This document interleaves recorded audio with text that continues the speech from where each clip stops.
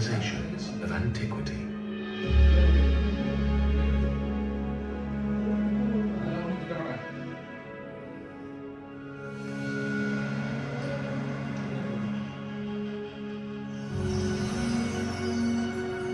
In the ports of Samarra and El Balid, merchants loaded their ships with the fragrant cargo. Eager buyers awaited in the marketplaces of the civilized world. From Jerusalem to Rome, from China to East Africa. But trade is not the only action that leaves its mark.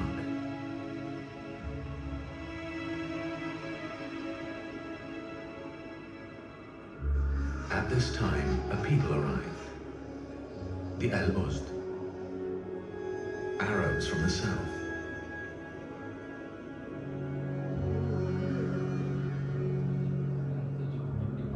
It was the dawn of a new identity.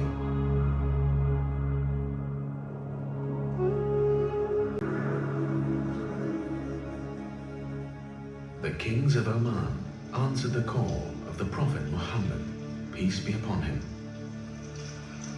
The new faith quickly blossomed.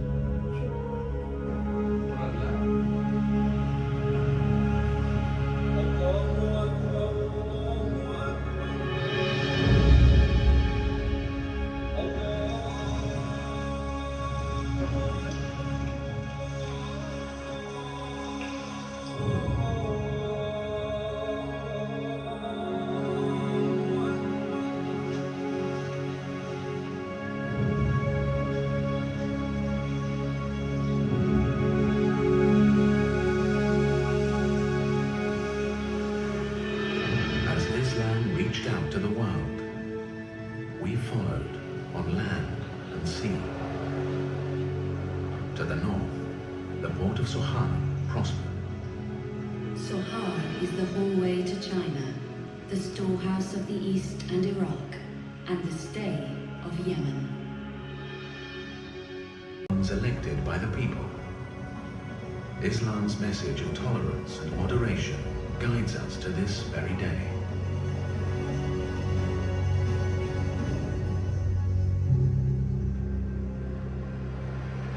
In trade, location is everything.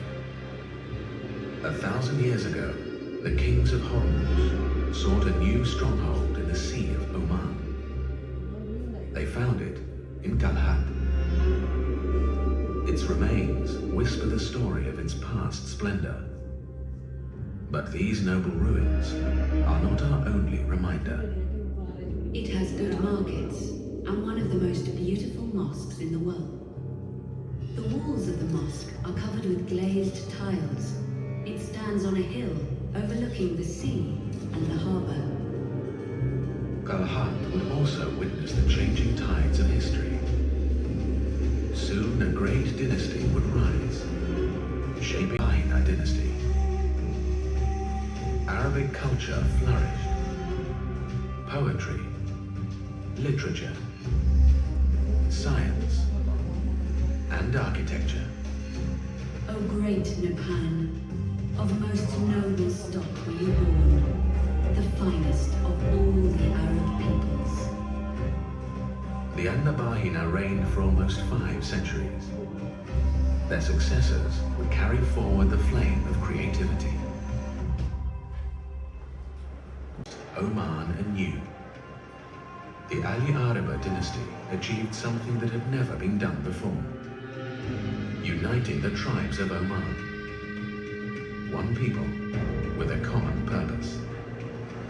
The expulsion of the Portuguese from Muscat and the northern Omani coast. However, once departed, the legacy of the Hispano-Portuguese remained.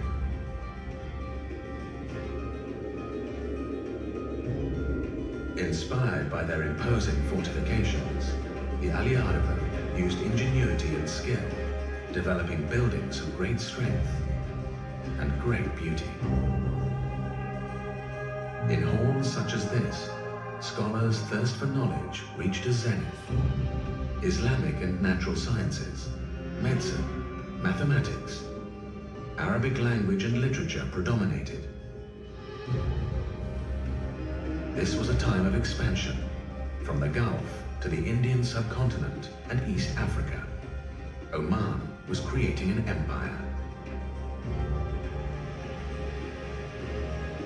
At home, nature was tamed. Saif bin Sultan Ali Arabi was able to reap the riches of Oman by making watercourses and planting date trees. Oman flourished during his reign and entered the ranks of the most powerful countries.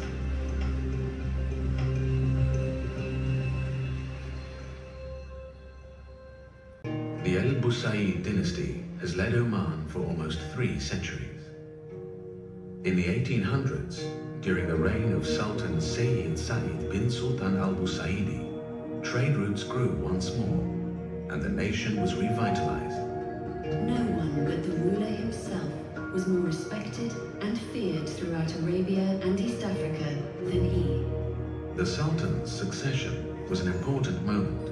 One son became the ruler of Muscat and Oman, another the ruler of Zanzibar. The decades passed. Oman invested some of its best in East Africa. Zanzibar became the engine of the Omani Empire. As the 20th century progressed, Oman moved with the times, investing resources in healthcare and education, improving its infrastructure and communications.